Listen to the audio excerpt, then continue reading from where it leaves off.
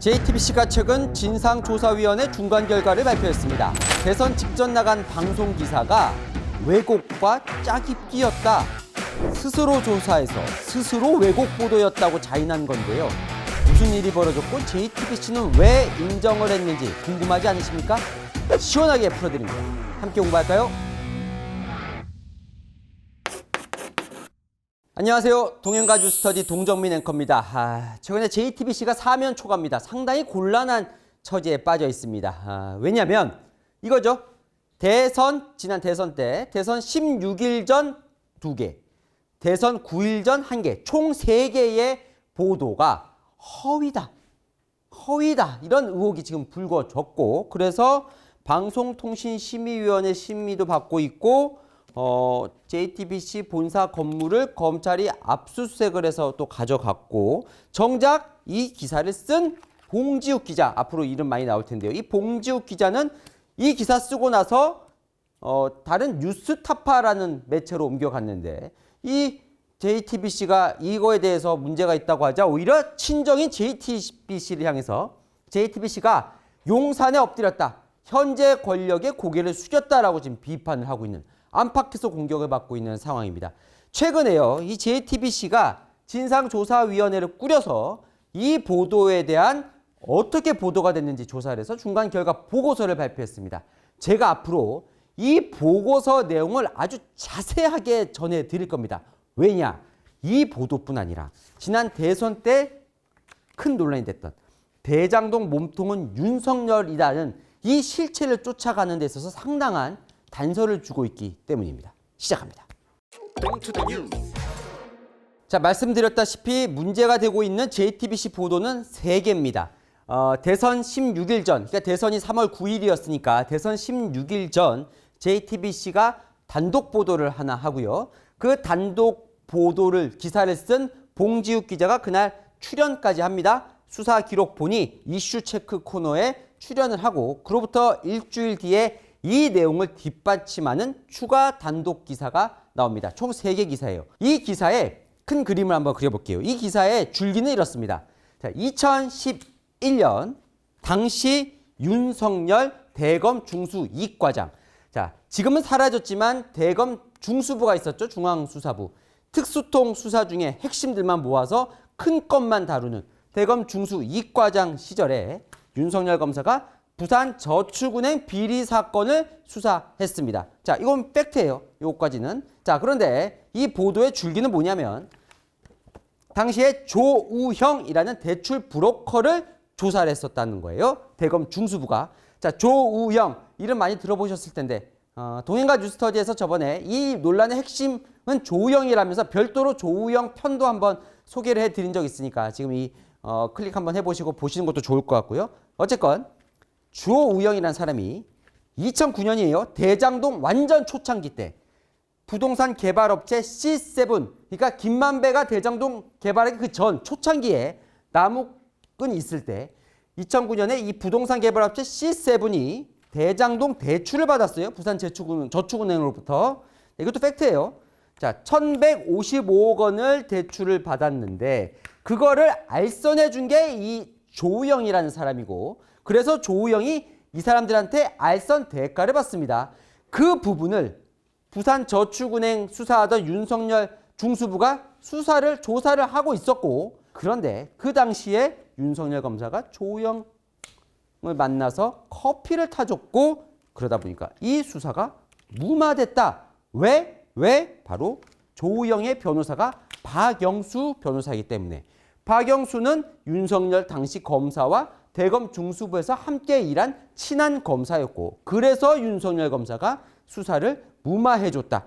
이게 큰 그림이에요. 자, 이 그림이 어떻죠? 민주당이 계속해서 주장해오던 대장동 몸통은 이재명이 아니라 윤석열이다라는 거에 자동적으로, 결과적으로 힘을 실어주는, 대선 직전에 힘을 실어주는 보도가 나온 겁니다. 그런데 이 보도가 더 그럴듯했던 건 바로 이 기사에 출처가 여러 개였기 때문이에요. 자, 그냥 이렇다라고 하면 안 믿잖아요. 그죠? 그러다 보니까 출처를 댔는데 이 기사에 나오는 출처는 이렇습니다.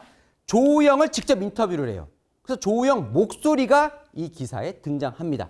당사자 목소리가 등장하는 거죠. 그리고 남욱 변호사가 직전에 검찰에서 진술을 해요. 검찰 조사를 받거든요. 이 건과 관련해서 그 조서 내용이 나옵니다. 그리고 조우영의 사촌과 관계자 인터뷰가 나와요. 이런 것들을 내가 들었다. 그러니까 당사자 나오죠. 주변 사람이 검찰 조사받은 거 나오죠. 심지어 당사자의 주변 사람들이 당사자로부터 들었다는 내용이 나오죠. 그러니까 이 기사가 힘을 받았던 겁니다. 당시에. 그런데 이번에 JTBC가 진상조사를 해보니 이 보도가 왜곡과 짜깁기였다는 것을 JTBC가 스스로 확인을 했더라는 겁니다. 자세하게 알아보겠습니다.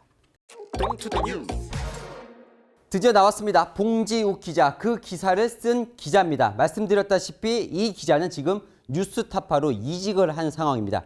봉지욱 기자가 어떻게 뭘 취재했는지부터 제가 자세하게 설명을 드리겠습니다. 자, 2021년 8월 30일에 대장동 사건이 뻥 터집니다. 그리고 나서 대선은 그 다음에 3월 9일에 있었죠. JTBC 그 보도는 대선 직전 아까 말씀드렸다시피 16일 전, 9일 전 두 차례 보도가 됩니다. 자, 그런데 지금 이때 이 보도, 2월 21일에 보도에 등장하는 조우형과의 인터뷰는요. 그로부터 4개월 전 2021년 10월에 인터뷰가 이루어집니다. 자, 거기서 좀 의문이 들죠? 왜 10월에 인터뷰를 해놓고 2월에 기사를 썼는지 그것도 이제 차차 풀겠습니다. 그러면 이 10월 26일에 무슨 일이 있었는지가 매우 중요합니다. 자, 봉지욱 기자는요, 당시에 JTBC 사회탐사팀이라는 팀에 있었습니다. 사회부 밑에 팀이 있었고 사회탐사팀 기자였는데 당시에 PD와 함께 팀을 이뤄서 활동을 하고 있었어요. 10월 26일 일단 이 PD가 전화 통화를 합니다. 누구와? 조우영과. 두 차례 오전에 통화를 하는데요. 29분 통화를 했다 그러고 53분 통화를 또 해요. 이 내용은 통화 내용은 모두 봉지욱 기자에게 보고가 됐다고 JTBC는 조사 결과 나와 있습니다. 왜? 봉지욱 기자가 이 통화할 때 질문을 구체적으로 다 써서 줬다는 거예요. 이 PD에게. 그래서 이 PD가 봉 기자의 지시를 받고 질문하고 답을 들으면 그걸 풀어서 봉 기자에게 보고하고 그러다가 그날 오후에 아예 만납니다. 용산의 한 카페에서. 누구와? 봉지욱 기자까지 같이 해서 3명이.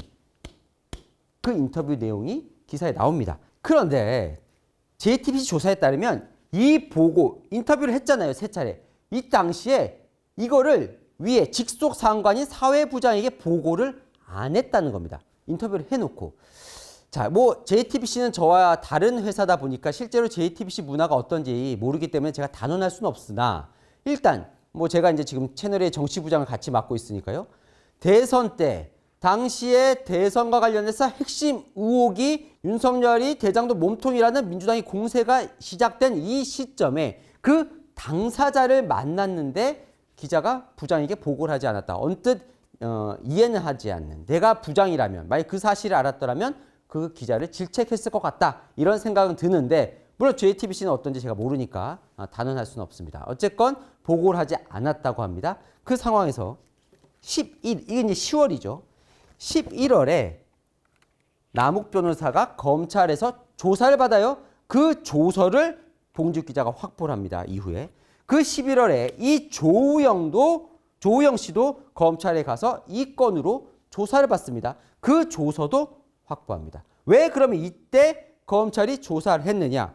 당시에 검찰총장이던 김호수 검찰총장이 윤석열 당시 검사가 수사를 무마했다는 의혹에 대해서 왜 조사를 안 하냐고 하자 조사하겠다라고 해서 실제로 검찰이 조사를 한 거예요. 그 조서 내용을 봉지욱 기자가 확보를 했다는 거예요.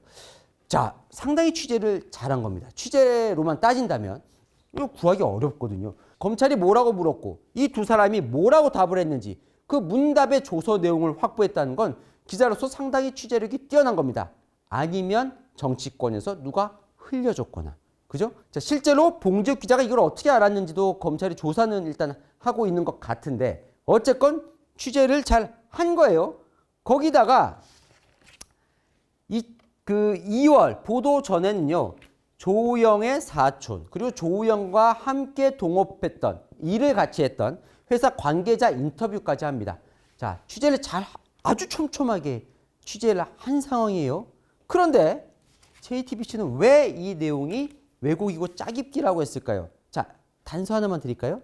제가 아까 신뢰가 높았다, 이 기사는. 왜? 여러 출처가 있었기 때문에. 그런데 여기 지금 나와 있는 것 중에 하나 없는 게 보이지 않습니까? 조우영 검찰 조서는 이 기사에 등장하지가 않습니다. 그럼 왜 JTBC는 왜곡 짜깁기라고 하는지 구체적으로 들어가 보겠습니다. 자, 당시 JTBC 보도의 핵심입니다. 이 네 가지가 어떻게 왜곡 짜깁기가 됐는지 지금부터 전해드릴 겁니다. JTBC 진상조사 결과에 다 나와 있는 내용이에요. 당시 뭐라고 보도를 했냐면, 자, 1번 2011년 대검 중수부가 조우영을 조사를 했고, 일단 2번 그때 중수부는 조우영의 계좌도 압수수색을 했고, 그런데 당시 대검 중수부에 있던 윤석열 검사가 커피를 타주며 조우영에게 잘 해줬고, 그래서 조우영이 입건되지 않았다. 이게 보도의 핵심입니다. 1번부터 볼게요. 2011년 대검 중수부가 조우영을 조사했다. 이게 이 모든 의혹의 출발점입니다. 왜냐하면 대검 중수부가 조사를 했어야 당시의 중수 이과장 윤석열과 연결이 되는 거예요. 만약에 다른 검찰이 다른 조직이 조우영을 조사했다면 그럼 윤석열과 연결고리가 사라지는 겁니다. 그죠? 자, 일단 2011년 대검 중수부가 조우영을 조사했느냐? 그 보도 내용은 이렇습니다. 자, 쭉 보도를 보면 조우영에 대한 소개가 있어요. 조우영은 천화동인 6호의 주인이고 바지사장 같은 그 변호사가 박영수 소속이다. 조우영은 부산저축에서 1,805억 원을 끌어온 인물이고 부산저축은행으로부터 돈을 끌어오는 과정에서 알선 명목으로 10억 3천만 원을 챙겼고 그 챙긴 혐의로 2011년 2월 대검 중수부의 조사를 받았습니다. 이거예요. 실제로 조 씨는요, 이 부산저축은행 대출 알선 해준 혐의로 이 조우영은 2015년에 구속이 됩니다. 자, 여기에 전제는 뭐냐면 2015년에 구속된 이 사건을 2011년 이미 윤석열 대검 중수부는 알고 있었고 그래서 그 혐의를 갖고 조사를 했다. 요게 이제 전제예요. 근데 요게 JTBC는 짜깁기라는 겁니다. 뭐냐? 왜곡된 거라는 거예요. 왜냐? 실제로 그러면 조우영은 이 PD와 이 기자를 만나서 뭐라고 했는지 살펴보겠습니다. 10월 26일 그 APD, 아까 봉지욱 기자와 함께 사회탐사TV에 있는 그 PD가 조우영 씨와 통화를 할 때 이렇게 조우영은 얘기를 합니다. 명확하게 설명을 드릴게요. 2011년도, 그러니까 2011년도 그때 당시는 대장동 대출에 관해서 우리는 문제가 있지 않았어요. 2013년도에 예금보험공사에서 대장동 현장 조사를 했어요. 그 과정에서 이게 드러난 거거든요. 이게 뭐예요? 대출 혐의. 그래서 2014년도에 경찰 조사를 받고 이게 송치돼서 2015년도에 수원에서 처벌받은 케이스예요. 무슨 말이에요? 2011년에 대검 중수부 조사는 이 대장동 대출 알선 건이 아니라는 거예요. 이 대장동 대출 알선 건은 2013년, 그러니까 2011년과 전혀 무관한 그 2년 뒤인 2013년에 예금보험공사가 캐치를 해서 그래서 경찰과 검찰 수사를 거치면서 드러나서 내가 처벌을 받았다는 거예요. 아니 그러면 2011년은 뭘 한 거야? 대검 중수부 조사를 받긴 받은 거야? 조사는 받았는데 자, 추가로 더 말씀드리겠습니다. 그러면 2011년에 받은 건 뭐야? 2011년 대검 중수부 조사는 부산저축은행의 다른 뇌물사건, 대장동과 무관한 다른 부산저축은행의 뇌물사건이 있어요. 거기에 제가 증언이 필요하다고 해서 그냥 수사 협조 차원에서 내가 한 거예요. PD가 묻습니다. 그럼 그 당시에는 그냥 참고인 신분으로 조사받은 거예요? 조우영이 뭐라고 대답하냐? 아니요, 저는 참고인조차 아니었고 그냥 증거 제출하는데 협조해달라고 해서 중수부 갔더니 나를 조사하는 게 아니고 다른 건 조사하는데 나보고 증거를 좀 협조해달라 이런 내용이었어요 라고 지금 얘기를 하는 겁니다. 그러니까 대장동 건으로 자기는 2011년에 조사를 받은 적이 없다는 거예요. 여기서 하나 의문이 들죠. 아니 본인이 그럼 뭐 본인이 피의자도 아니고 참고인도 아니고 증거 제출하러 갔는데 그럼 이런 거물 박영수 변호사는 왜 당시에 선임을 했던 거야? 궁금하죠, 그죠? 왜냐면 대검 중수부장 출신의 아주 정관 예우까지 받을 수 있는 비싼 변호사를 그럼 너는 그때 왜 했어? 별로 중요하지도 않은 거 조사받는데. 거기에 대해서 조영이 얘기를 합니다.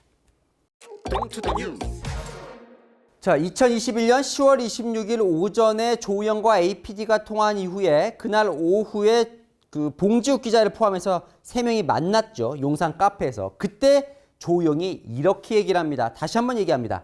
대장동은 부산저축은행 문제 터졌을 때, 그게 바로 2011년이에요. 그때는 문제가 아니었어요. 그 다음에 이 얘기를 하는데 이거 잘 아셔야 돼요. 그러면 당시 2011년에 윤석열 당시 대검 중수이과장이 조사를 한, 자 수사를 한 그 부산저축은행 비리 사건. 그게 뭐냐?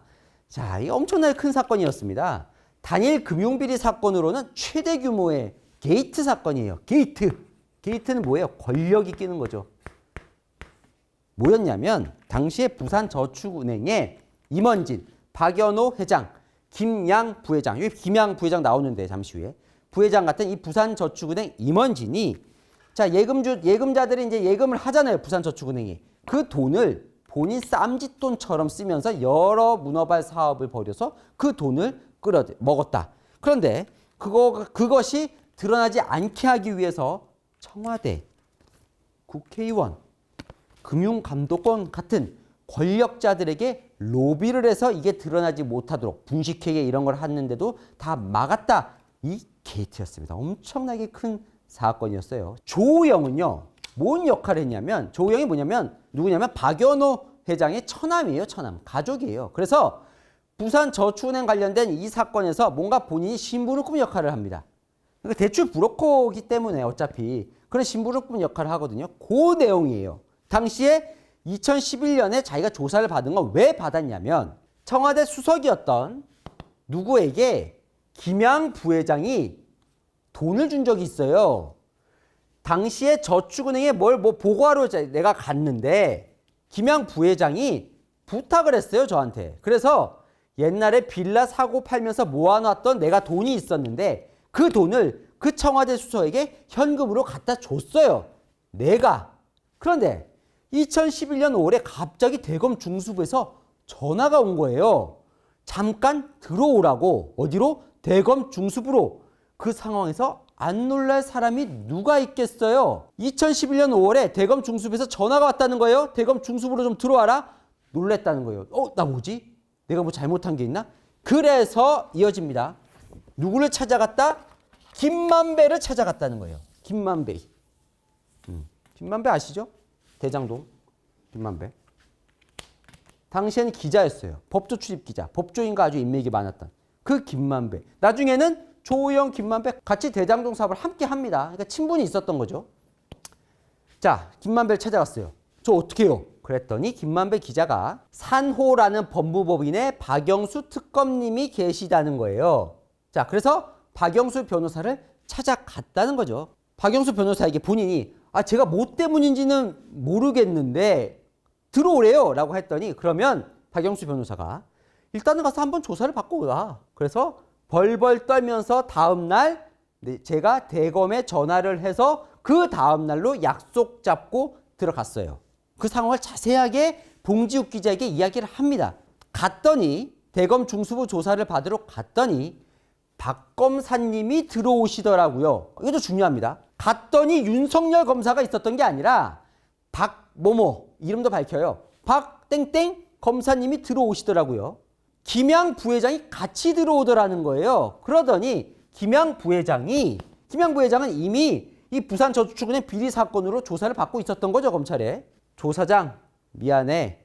내가 다 얘기했으니 협조해 그러더라고요. 그러니까 지금 아까 말씀드린 그 청와대 수석에게 돈 주고 뭐 이런 건에 대해서 내가 다 풀었으니까 조사장 협조해 드려 라고 얘기를 했고 그랬더니 뭐예요? 그럼 결국은 제 사건이 아니었어요. 그러니까 들어가 봤더니 2011년에 대검 중수부에 들어가 봤더니 제 사건이 아니더라는 거예요. 그래서요, 박영수 특검이, 당시 박영수 변호사가 제 수임을 안 맡았어요. 수임을 안 하셨어요. 왜?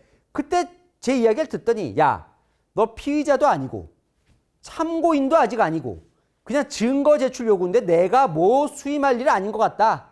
그냥 그 밑에 다른 변호사한테 시켜서 해라. 그러니까 박영수 변호사가 조우영 변호 수임을 당시에 안 맡았다는 게 조우영 씨의 당시의 인터뷰 내용이었습니다. 그럼 뭐예요? 봉지욱 기자는요, 2011년에 대검 중수부가 조우영 조사를 했다고 했어요. 무슨 건으로? 대장동 건으로. 그런데 조우영 씨는 당시에 봉지욱 기자에게 뭐라고 했어요? 제 사건이 아니었어요 라고 분명히 얘기를 했다는 겁니다. 그런데도 대장동 사건 대출건으로 2011년 대검 중수부에 조사를 받았다라고 보도를 했다. 그래서 JTBC 진상조사위원회는 2011년 조우영이 대장동 대출건으로 대검 중수부 조사받은 것으로 왜곡 보도했다라고 이번에 중간 결과를 발표한 겁니다. 자, 1번 결과 나왔죠? 2번으로 넘어가 보겠습니다.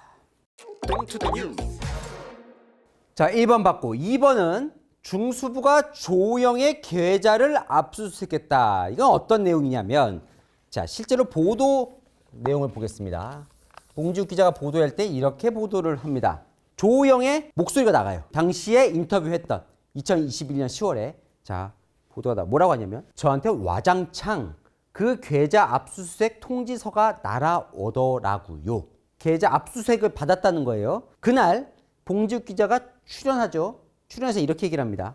작년 10월에 제가 조우영 씨를 직접 만났습니다. 맞죠? 사실이죠. 약 2시간 동안 인터뷰했고요. 사실이죠. 당시 조 씨가 한 말 중에 압수수색 당했다 이런 말을 했었습니다. 자신의 계좌를 대검 중수부가 압수했다 그랬는데 어떤 대목이에요? 지금 봉지욱 기자 보도의 흐름은 이런 겁니다. 2011년에 조우영 씨가 대검 중수부에 가서 대장동 대출건으로 조사를 받았어요. 그런데 그 즈음에 대검 중수부가 조우영 씨의 계좌를 압수수색했다는 거예요. 어떤 흐름이에요? 자, 조우영 씨가 당시에 대장동 대출건에 뭔가 문제가 있어 보여서 계좌도 압수수색하고 불러서 조사도 했고 이렇게 연결이 되는 겁니다. 그죠? 그러니까 조우영 씨가 당시 대장동 대출건으로 상당히 문제가 있다는 걸 당시 대검 중수부가 알았다. 왜? 계좌 압수수색까지 할 정도였으니까 라고 연결이 되는 거예요. 그래야 당시에 대검 중수부 윤석열 중수이과장이 이걸 무마했다까지 연결되는 고리가 여기서 또 하나 등장을 하는 거예요. 뒷받침하는. 그럼 실제로 조우영 씨가 이런 말을 했을까요? 실제로 목소리가 나갔으니까요? 했습니다. 했는데 내용이 다릅니다. JTBC가 이번에 공개한 진상조사위원회 중간조사 결과의 보고서에 공개한 당시 정확한 워딩은 이렇습니다. 2012년도에 저한테 와장창 통지서가 날아오더라고요. 똑같죠? 저한테 와장창 통지서가 날아오더라고요. 그런데 뭐가 없어요? 빠졌어요? 앞에 2012년도에 대검 중수부에서 조사받은 게 언제예요? 11년입니다. 그죠? 여러분? 11년이죠? 근데 조우영 뭐라고 했어요?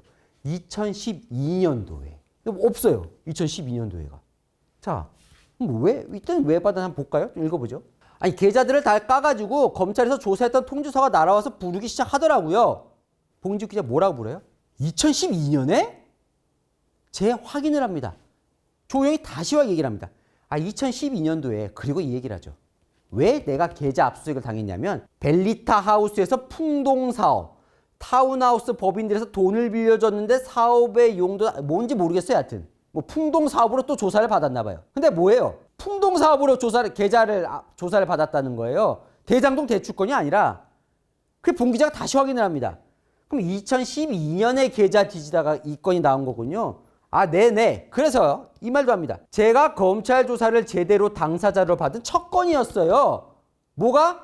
2012년도에 풍동사업건이. 그럼 뭐예요? 2011년도에 내가 조사받은 건 내가 당사자로 받은 첫 건이 아니었다. 나는 그냥 증거 제출하겠다. 이게 다 흐름이 이어지는 겁니다.